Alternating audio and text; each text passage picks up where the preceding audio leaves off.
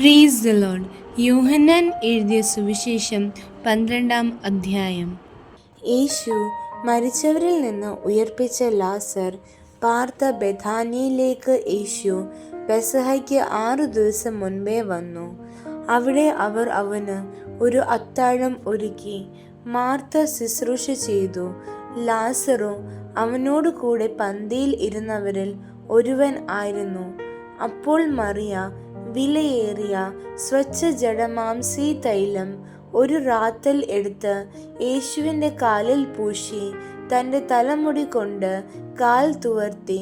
തൈലത്തിൻ്റെ സൗരഭ്യം കൊണ്ട് വീട് നിറഞ്ഞു. എന്നാൽ അവൻ്റെ ശിഷ്യന്മാരിൽ ഒരുത്തനായി അവനെ കാണിച്ചു കൊടുപ്പാനുള്ള യൂദാ ഈസ്കര്യോത്താവ് ഈ തൈലം 300 വെള്ളിക്കാശിന് വിറ്റ് ദരിദ്രന്മാർക്ക് കൊടുക്കാഞ്ഞത് എന്ത് എന്ന് പറഞ്ഞു. ഇത് ദരിദ്രന്മാരെ കുറിച്ച് വിചാരം ഉണ്ടായിട്ടല്ല, അവൻ കള്ളൻ ആകൊണ്ടും പണസഞ്ചി തൻ്റെ പക്കലാകിയാൽ അതിൽ ഇട്ടത് എടുത്തു വന്നതുകൊണ്ടും അത്രേ പറഞ്ഞത്. യേശുവോ, അവളെ വിടുക, എൻ്റെ ശവസംസ്കാര ദിവസത്തിനായി അവൾ ഇത് സൂക്ഷിച്ചു എന്നിരിക്കട്ടെ. ദരിദ്രന്മാർ നിങ്ങൾക്ക് എല്ലായ്പ്പോഴും അടുക്കെയുണ്ടല്ലോ, ഞാൻ എല്ലായ്പ്പോഴും അടുക്കെയില്ല താനും എന്ന് പറഞ്ഞു. അവൻ അവിടെ ഉണ്ടെന്ന് അറിഞ്ഞിട്ട് യഹൂദന്മാരുടെ ഒരു വലിയ പുരുഷാരം യേശുവിൻ്റെ നിമിത്തം മാത്രമല്ല, അവൻ മരിച്ചവരിൽ നിന്ന് ഉയർപ്പിച്ച ലാസറെ കാണുവാനായിട്ടും കൂടെ വന്നു. അവൻ ഹേതുവായി അനേകം യഹൂദന്മാർ ചെന്ന് യേശുവിൽ വിശ്വസിക്കയാൽ ലാസറെയും കൊല്ലേണമെന്ന് മഹാപുരോഹിതന്മാർ ആലോചിച്ചു. പിറ്റേന്ന് പെരുന്നാൾക്ക് വന്നൊരു വലിയ പുരുഷാരം യേശു യെരൂശലേമിലേക്ക് വരുന്നു എന്ന് കേട്ടിട്ട് ഈത്തപ്പനയുടെ കുരുത്തോല എടുത്തും കൊണ്ട് അവനെ എതിരേൽപ്പാൻ ചെന്നു. ഹോശന്ന, ഇസ്രായേലിന്റെ രാജാവായി കർത്താവിൻ്റെ നാമത്തിൽ വരുന്നവൻ വാഴ്ത്തപ്പെട്ടവൻ എന്നാർത്തു. യേശു ഒരു ചെറിയ കഴുതയെ കണ്ടിട്ട് അതിന്മേൽ കയറി, സിയോൻ പുത്രി, ഭയപ്പെടേണ്ട, ഇതാ നിന്റെ രാജാവ് കഴുതക്കുട്ടി പുറത്ത് കയറി വരുന്നു എന്ന് എഴുതിയിരിക്കുന്നത് പോലെ തന്നെ. ഇത് അവൻ്റെ ശിഷ്യന്മാർ ആദിയിൽ ഗ്രഹിച്ചില്ല. യേശുവിന് തേജസ്കരണം വന്ന ശേഷം അവനെക്കുറിച്ച് ഇങ്ങനെ എഴുതിയിരിക്കുന്നു എന്നും തങ്ങൾ അവനെ ഇങ്ങനെ ചെയ്തു എന്നും അവർക്ക് ഓർമ്മ വന്നു.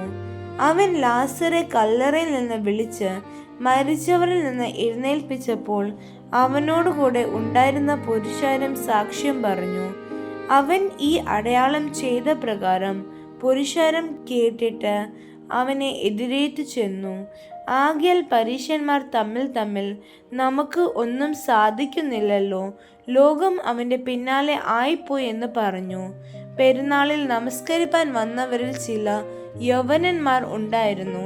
ഇവർ ഗലീലയിലെ ബേത്സയിദക്കാരനായ ഫിലിപ്പോസിന്റെ അടുക്കൽ ചെന്ന് അവനോട്, യജമാനനെ, ഞങ്ങൾക്ക് യേശുവിനെ കാണുവാൻ താല്പര്യമുണ്ട് എന്ന് അപേക്ഷിച്ചു. ഫിലിപ്പോസ് ചെന്ന് അന്ത്രയാസിനോട് പറഞ്ഞു. അന്ത്രയാസും ഫിലിപ്പോസും കൂടെ ചെന്ന് യേശുവിനോട് പറഞ്ഞു.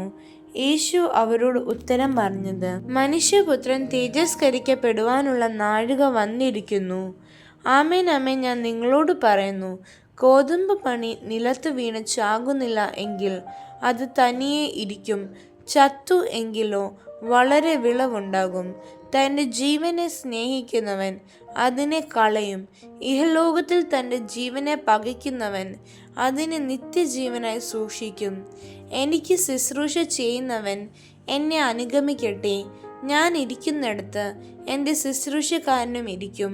എനിക്ക് ശുശ്രൂഷ ചെയ്യുന്നവനെ പിതാവ് മാനിക്കും. ഇപ്പോൾ എൻ്റെ ഉള്ളം കലങ്ങിയിരിക്കുന്നു. ഞാൻ എന്തു പറയണ്ടു? പിതാവേ, ഈ നാഴികയിൽ നിന്ന് എന്നെ രക്ഷിക്കണമേ. എങ്കിലും ഇതു നിമിത്തം ഞാൻ ഈ നാഴികയിലേക്ക് വന്നിരിക്കുന്നു. പിതാവേ, നിന്റെ നാമത്തെ മഹത്വപ്പെടുത്തണമേ. അപ്പോൾ സ്വർഗത്തിൽ നിന്ന്, ഞാൻ മഹത്വപ്പെടുത്തിയിരിക്കുന്നു, ഇനിയും മഹത്വപ്പെടുത്തും എന്നൊരു ശബ്ദവും ഉണ്ടായി. അത് കേട്ടിട്ട് അരികെ നിൽക്കുന്ന പുരുഷാരം, ഇടിയുണ്ടായി എന്ന് പറഞ്ഞു. മറ്റു ചിലർ, ഒരു ദൈവദൂതൻ അവനോട് സംസാരിച്ചു എന്ന് പറഞ്ഞു. അതിന് യേശു, ഈ ശബ്ദം എൻ്റെ നിമിത്തമല്ല, നിങ്ങളുടെ നിമിത്തം അത്രേ ഉണ്ടായത്. ഇപ്പോൾ ഈ ലോകത്തിന് ന്യായവിധിയാകുന്നു. ഇപ്പോൾ ഈ ലോകത്തിൻ്റെ പ്രഭുവിനെ പുറത്തു തള്ളിക്കളയും. ഞാനോ ഭൂമിയിൽ നിന്ന് ഉയർത്തപ്പെട്ടാൽ എല്ലാവരെയും എങ്കിലേക്ക് ആകർഷിക്കും എന്നുത്തരം പറഞ്ഞു. ഇത് താൻ മരിപ്പാനുള്ള മരണവിധം സൂചിപ്പിച്ച് പറഞ്ഞതത്രയും. പുരുഷാരം അവനോട്, ക്രിസ്തു എന്നേക്കും ഇരിക്കുമെന്ന് ഞങ്ങൾ ന്യായപ്രമാണത്തിൽ വായിച്ചു കേട്ടിരിക്കുന്നു. പിന്നെ മനുഷ്യപുത്രൻ ഉയർത്തപ്പെടേണ്ടതിന് നീ പറയുന്നത് എങ്ങനെ? ഈ മനുഷ്യപുത്രൻ ആർ എന്ന് ചോദിച്ചു. അതിന് യേശു അവരോട്, ഇനി കുറെ കാലം മാത്രം വെളിച്ചം നിങ്ങളുടെ ഇടയിൽ ഇരിക്കും. ഇരുൾ നിങ്ങളെ പിടിക്കാതിരിപ്പാൻ നിങ്ങൾക്ക് വെളിച്ചം ഉള്ളിടത്തോളം നടന്നുകൊള്ളുവിൻ.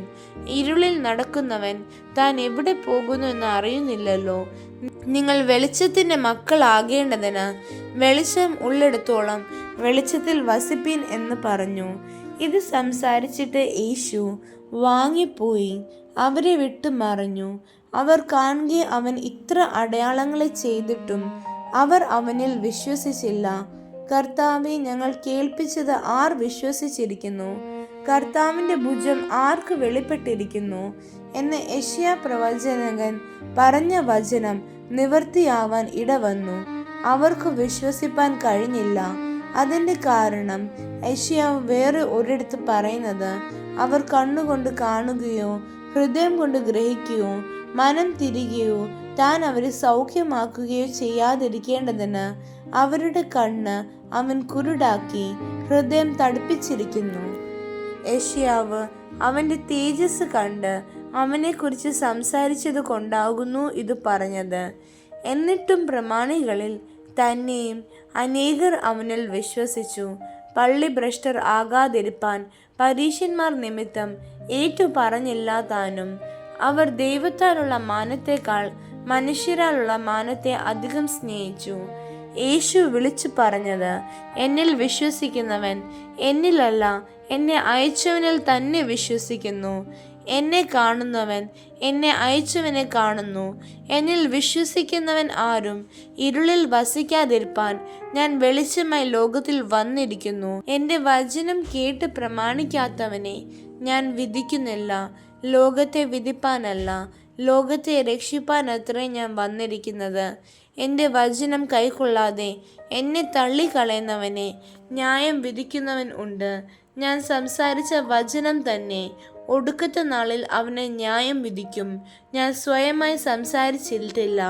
എന്നെ അയച്ച പിതാവ് തന്നെ ഞാൻ ഇന്നത് പറയണം എന്നും ഇന്നത് സംസാരിക്കണമെന്നും കൽപ്പന തന്നിരിക്കുന്നു. അവൻ്റെ കൽപ്പന നിത്യജീവൻ എന്ന് ഞാൻ അറിയുന്നു.